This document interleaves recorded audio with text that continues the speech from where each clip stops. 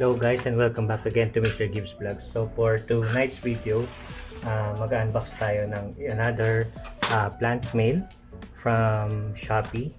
So this time ibang e-commerce platform naman yung sinubukan natin. And galing siya sa seller na Sydney Greenery Online Shop. So in order ko to guys January 7 and today is January 9.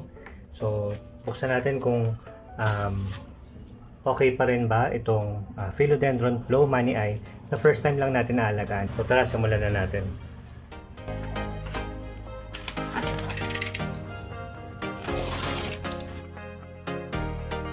So as you can see, well packed naman siya. So kudos to the seller. So maganda naman ang pagkakapack at mabilis na pagkaka-deliver. So let's hope na sana okay pa yung dalawang Philodendron Flow Money Eye na ating binili. So again guys, sorry for the angle. I'm using a different mobile device.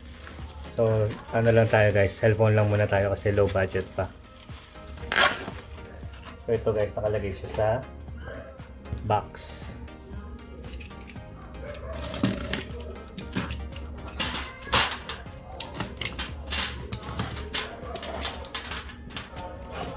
Madaling kausap si seller guys, kaya kung interested kayong bumili ng ganitong klaseng mga philodendrons, kontakin nyo lang siya or you may visit their shop sa Shopee. Ang pangalan again is Sydney Greenery Online Shop. So dalawang Philodendron Flow Money Eye itong in-order ko sa kanya.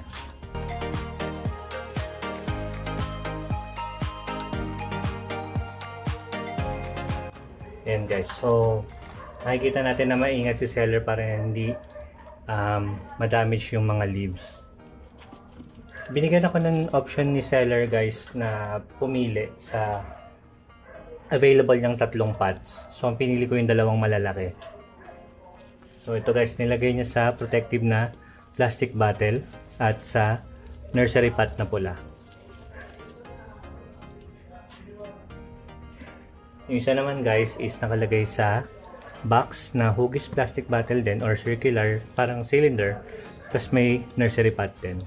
At kudos talaga guys sa seller na to dahil bukod sa madali siyang kausap, maganda yung prices ng kanyang mga plants.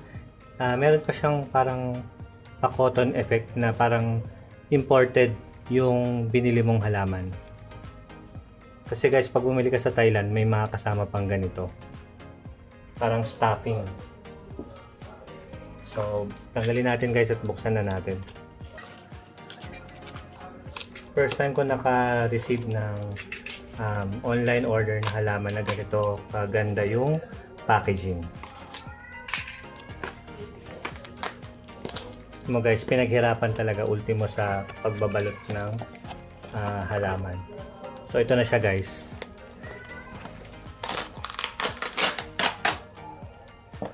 Ito na guys. So, 2-leafer na Philodendron Flow Money Eye.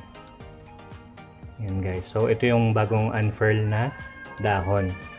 May konti siyang damage guys, pero forgivable dahil propagation na siya. Ang mahalaga dyan guys is maalagaan natin to na maayos para to ensure na talagang tuloy-tuloy ang kanyang paglaki at paglago sa ating pangangalaga. So, depende na rin sa inyong location kung paano lalaki yung halaman at syempre sa time na binibigay nyo sa kanila.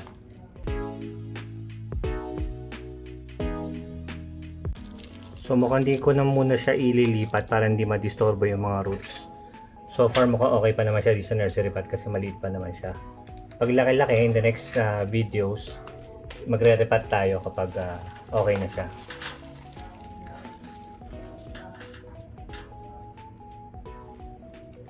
Siya guys. Ayun.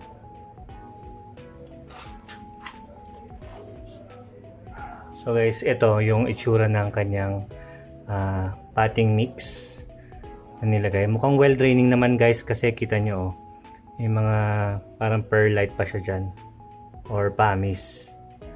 Mas maganda rin yung kanyang nursery pot. So kudos talaga kay Sydney Greenery online shop ng Shopee. Ito guys. So, ito yung una nating nabuksan. Lagay ko siya dito. Ito naman guys yung mas malaki.